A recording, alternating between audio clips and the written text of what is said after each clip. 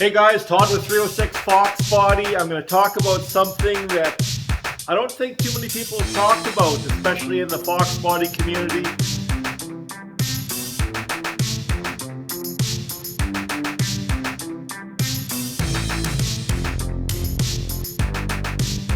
And what I'm going to refer to is, let's face it, if you're looking at an old Corvette, like a 60s Corvette, 50s Corvette, even into the 70s, you see with a lot of high-end sports cars and stuff, they're advertised, it's numbers matching. And what does that really mean? There's definitely major components on the car where, say, the VIN number or tags on the motor, transmission, differential, or certain components, they match the serial number of the car. So you know that those are the parts that the vehicle left the factory with. Now, what that could mean is, let's face it, if you're looking at a 93 Cobra, and how are you going to know that it's the original motor in it? Well, actually, there is a way. Maybe not everybody knows this, but I'm going to show you how. So, like I said, if you're looking at an old Corvette, if you have a numbers matching Corvette where that motor left the factory with that car, it's all original to the vehicle, there is some added value there. Plus, just to know that if something's been replaced or not. So, I'm going to show you where to look, and then we're going to check it out on the 92 GT to see if it's the original motor in the car. I personally think it is, but let's forensically pick it apart and we'll know for sure.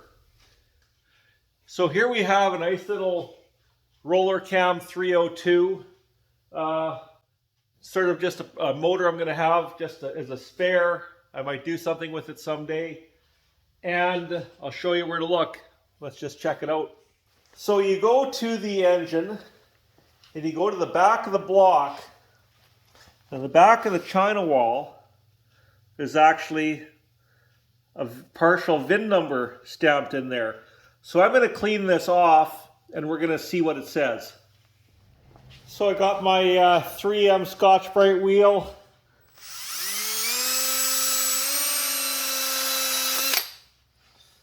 There we go.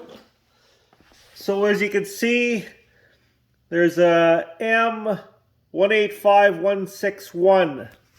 That's likely going to be the last 7 digits of the VIN number. So, on the 92, the last bit of the VIN number is F148054.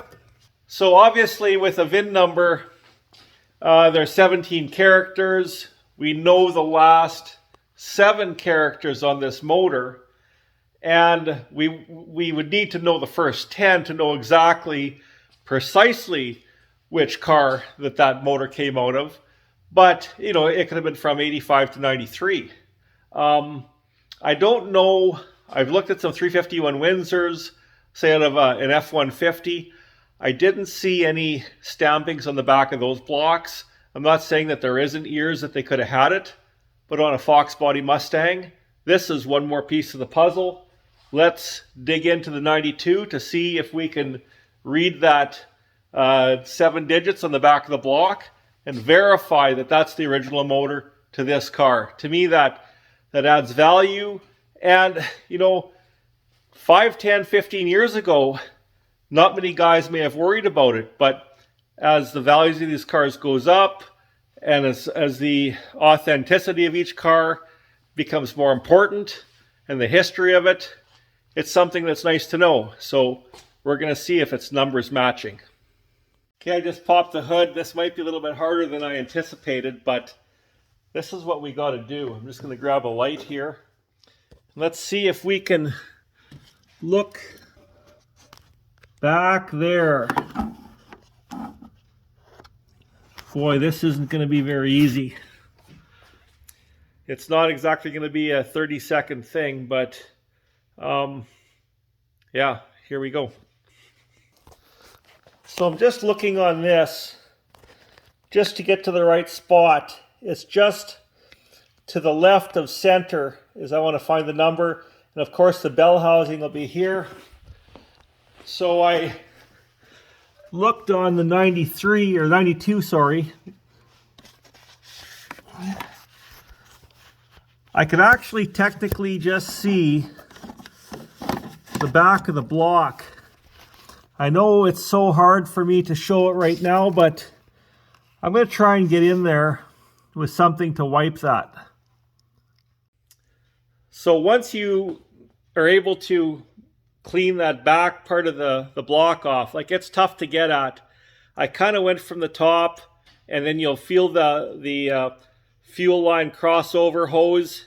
You go just below that. I had a little rag with some brake clean on it. But once you get it cleaned off, it's actually not hard to see it. So if you have a regular cell phone like I have, check this out. So here we are. I've got this one vacuum line out of the way. I took the PCV valve out of the way just to do this. Now, if you have air conditioning hoses, what you can do is you could grab the air conditioning hose and grab the harness with one hand and just pull them ahead. And now I'm going to zoom in. You know, we've got 30 some years of grease and grime back there, but it came off quite easily. NF148054. That's good news. She's numbers matching. So we know the 92 GT has the original motor. I kind of figured it was.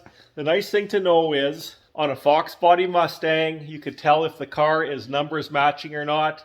This one is 100% a numbers matching car. You know, come to think of it, a couple other things you could check for example, if you look down here behind the headlight, there's the buck tag on the firewall to make sure that I see the 148054 on the bottom there. So that's good. You can also check for your VIN number tags for any collision evidence. Of course, your VIN number at the base of the windshield. The 148054, that's good. Look for a tag on the back of the differential, which will tell your gear ratio. It should coincide with the gear ratio that's on the tag inside the door. And the transmission tag, check it out.